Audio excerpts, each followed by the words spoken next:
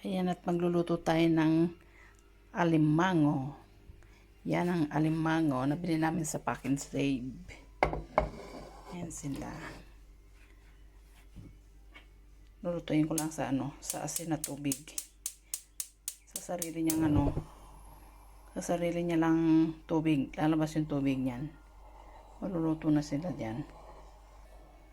Tubig at asin lang ilalagay ko. Tapos sasaw-saw lang namin siya sa suka.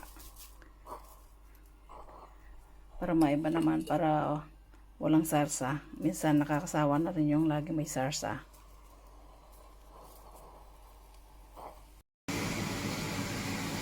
Ayan sila, luto na sila. Ayan, ang sarap niyan.